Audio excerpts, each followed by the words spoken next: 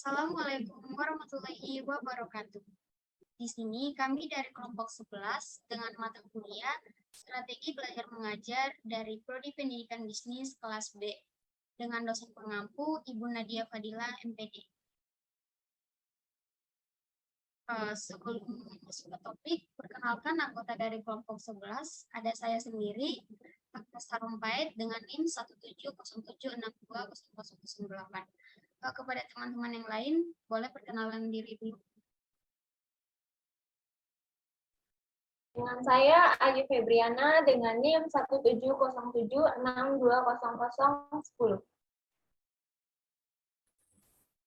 Saya Neti Rizmani Saramza dengan NIM 17076200009.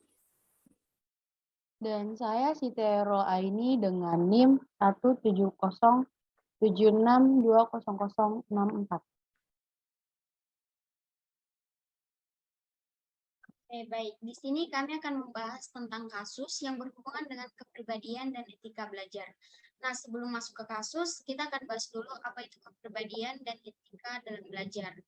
Kepribadian adalah keseluruhan cara seorang individu beraksi dan berinteraksi dengan individu lain. Samping itu, kepribadian sering diartikan sebagai ciri-ciri yang menonjol pada diri individu sendiri. Kemudian, etika dalam belajar adalah tata cara yang harus dilakukan selama proses pembelajaran itu berlangsung, sesuai dengan situasi dan kondisi. Nah, situasi dan kondisi tersebut memiliki makna tidak bertentangan dengan peraturan yang berlaku, baik yang berupa tata tertib maupun kebudayaan tertentu. Oke, selanjutnya kita akan membahas kasus yang pertama. Seorang guru honorer berinisial AM dengan umur 32 tahun mencabuli muridnya sendiri. Aksi pencabulan tersebut dilakukan selama 3 tahun dan baru terungkap awal Desember 2020. Nah, kepada teman-teman yang ingin menanggapi kasus ini, persilakan. Baik, Agnes, sebelumnya terima kasih sudah membacakan kasus yang pertama itu. Nah, berikut tanggapan saya. Menurut saya, guru honorer tersebut berdasarkan kasus yang tadi sudah dibacakan ya, tidak pantas disebut sebagai seorang guru. Karena kita juga sebagai seorang calon guru ya, pastinya akan sakit hati. Kenapa bisa ada seorang guru yang tega melakukan hal keji tersebut kepada seorang muridnya, di mana seorang guru yang harusnya menjadi seorang teladan, tetapi malah menjadi seorang yang keji. Nah, seorang guru kan harusnya itu melindungi ya, melindungi, mendidik, mengayomi.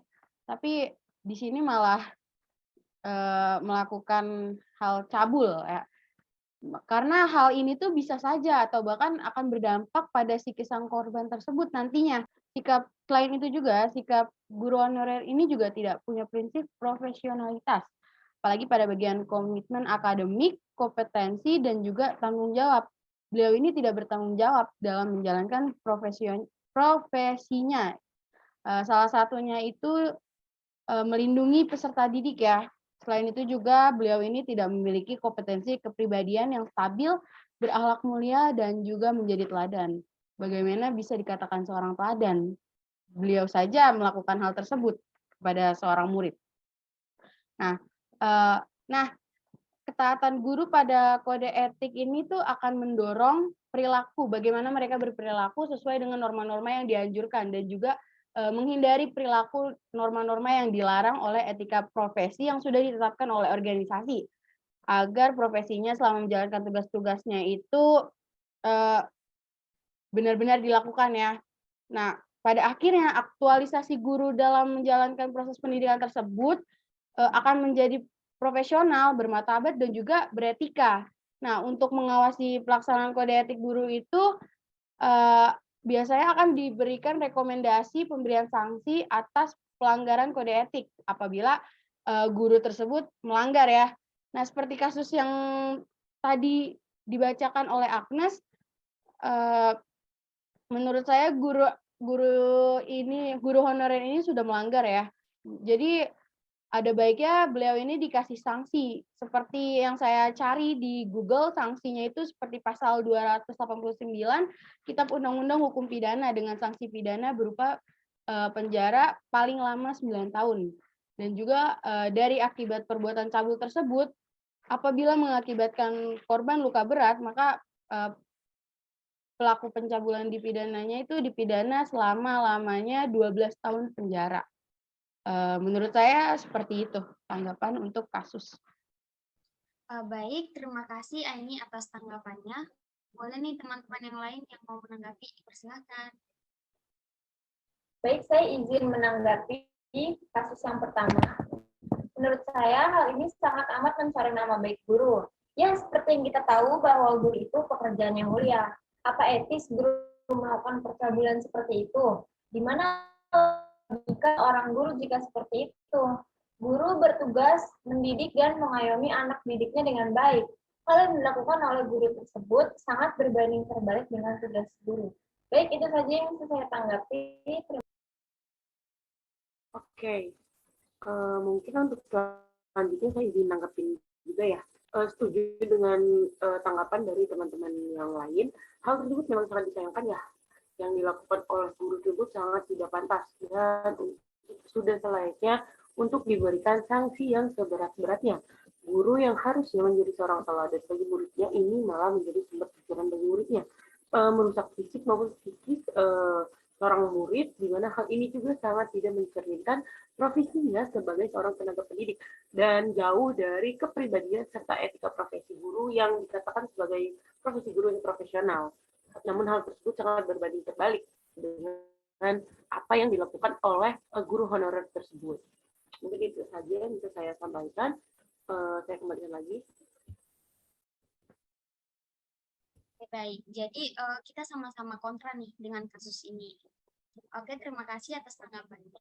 Nah, next kita akan membahas tentang kasus yang kedua, yaitu seorang guru memutar otak bekerja sama dengan Radio Republik Indonesia untuk mengajar memberikan materi lewat radio agar dapat menjangkau semua daerah. Sehingga kini program belajar di RRI dapat didengarkan selama 1 jam mulai dari hari Senin sampai Jumat. Nah, guru juga bisa bergantian mengajar, memberikan materi yang mereka kuasai, dan tidak harus mengejar target kurikulum. Oke, baik. Bagi teman-teman yang ingin menanggapi, dipersilakan. Baik, saya izin menanggapi kasus yang kedua. Menurut saya ini adalah hal yang baik jika seorang guru menemukan inovasi untuk pembelajaran seperti ini ya. Dalam kasus ini, guru menonjolkan kompetensi sosial, di mana guru memanfaatkan teknologi untuk berkomunikasi dan mengembangkan diri. Seorang guru juga akan menjadi teladan bagi murid-murid dan murid akan termotivasi untuk berinovatif. Nah, seperti peristiwa yang belum lama terjadi yaitu itu membuat semua aktivitas terbatas dan ini berdampak pada proses pembelajaran.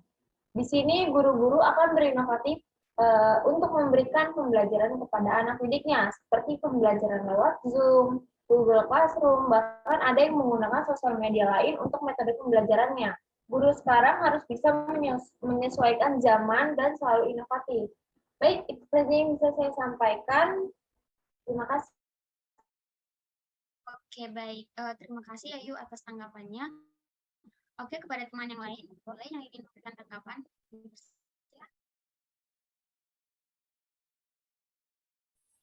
Oke, terima kasih. Mungkin selanjutnya saya ingin memberikan tanggapan. Kalau dari saya pribadi, mungkin ini tepatnya lebih ke menerapkan kompetensi-kompetensi yang ada pada diri seseorang yang berprofesi sebagai guru, gitu. Di mana di sini guru-guru menerapkan kompetensi sosialnya dalam kegiatan belajar mengajar yang ada. Dengan kompetensi sosial guru, memanfaatkan teknologi sebagai sarana selain untuk berkomunikasi serta sebagai sarana mengembangkan diri. Selain itu juga kasus tersebut sangat berkaitan dengan kepribadian dan etika profesi guru, di mana kompetensi profesionalnya sangat berperan dalam kemampuan mengaplikasikan berbagai metodologi dan strategi pembelajaran, serta kemampuan dalam memanfaatkan media dan sumber belajar yang ada. Mungkin itu aja dari saya, apakah masih ada tanggapan dari yang lain?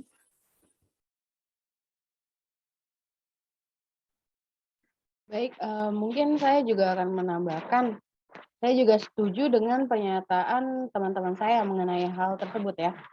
Eee, Guru tersebut patut diapresiasi kan, karena semenjak pandemi ini pasti pembelajaran itu kan dilaksanakan secara asinkron ya, yaitu menggunakan aplikasi yang sudah dibangun dan disesuaikan juga dengan kecepatan peserta didik.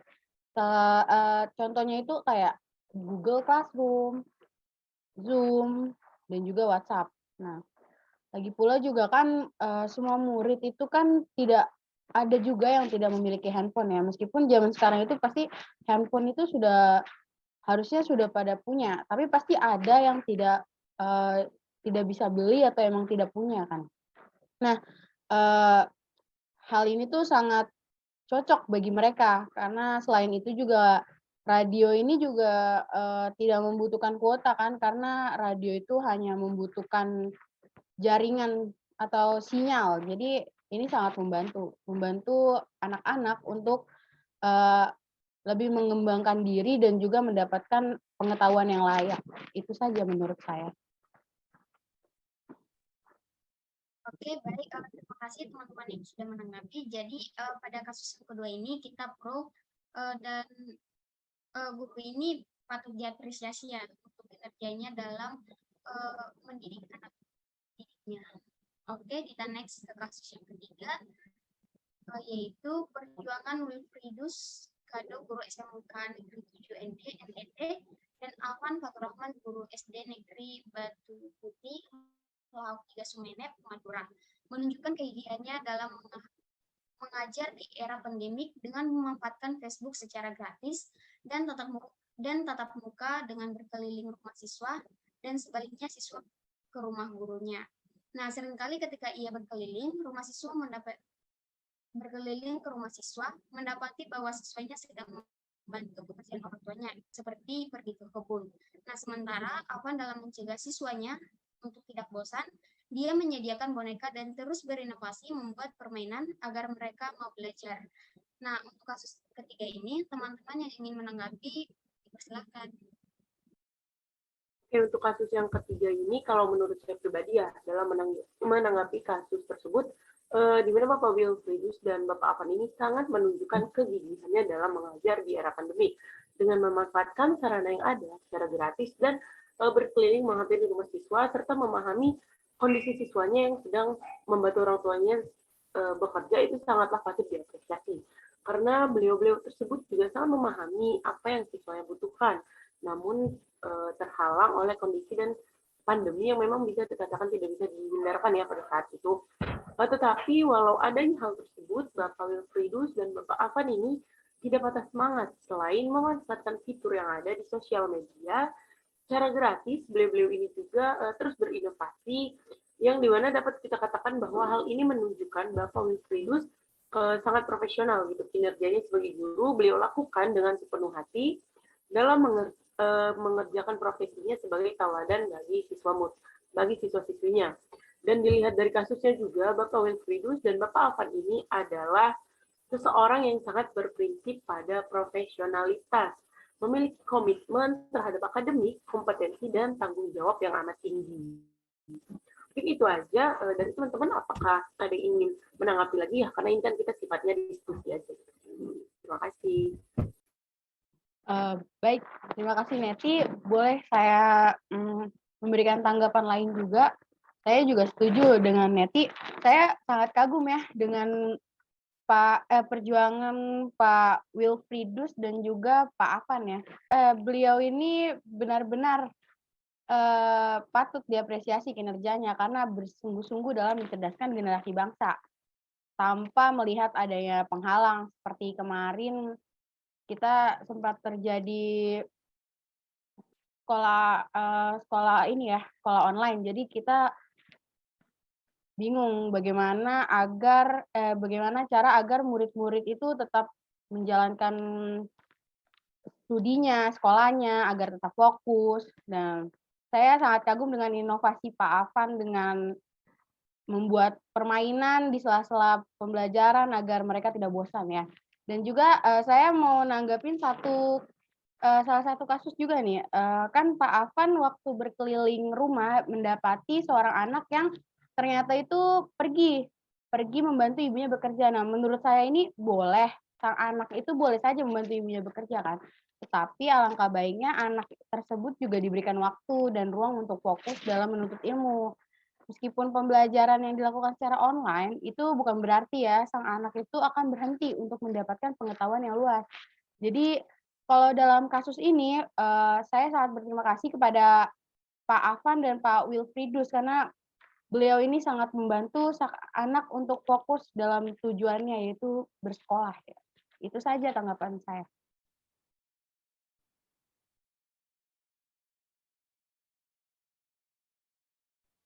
Baik, saya izin menanggapi kasus ketiga. Menurut saya, hal yang dilakukan oleh Pak Wilfriedus dan Pak Afan ini sangat baik dan inspiratif ya. Seperti dikatakan teman-teman saya, mereka memang patut diapresiasi. Pak Wilfriedus sendiri memanfaatkan sosial media untuk pembelajaran dengan murid-muridnya, dan Pak Afan yang sangat memahami karakter siswa yang mudah bosan sehingga agar mereka mau belajar. Ini akan menjadi inspirasi dan teladan bagi semua guru di luar, di mana guru di luar akan termotivasi untuk menjadi seperti Pak Wilfriedus dan Pak Afan yang sangat inovatif. Baik, itu saja yang bisa saya tanggapi. Saya kembalikan ke teman-teman. Baik, terima kasih teman-teman yang sudah menanggapi. Jadi pada kasus ketiga ini kita pro ya untuk hal yang dilakukan kedua guru ini untuk inovasi agar proses pembelajaran bisa tersampaikan. Oke, terima kasih. Jadi untuk kesimpulannya, pendidik yang berintegritas menjadi persyaratan bagi guru sebagai tenaga pendidik yang profesional. Guru yang berintegritas menjadi teladan dan contoh yang baik bagi siswa. Untuk itu, perlunya penguatan integritas guru menjadi bagian penting dari kebijakan pemerintah untuk pengembangan kualitas guru di masa depan. Nah, jadi etika dan perilaku guru memiliki pengaruh positif terhadap kepribadian dan berdampak terhadap integritas guru. Etika dan perilaku guru memiliki peran penting dalam meningkatkan integritas melalui pengembangan kepribadian guru. Dan kontribusi guru dalam meningkatkan nilai integritas sangat diperlukan melalui upaya memperbaiki etika, mengembangkan perilaku, dan mengedepankan kepribadian yang lebih baik. Oke, baik. Mungkin itu saja hasil diskusi dari kelompok 11. Kurang lebihnya mohon maaf. Wassalamualaikum warahmatullahi wabarakatuh. Terima kasih.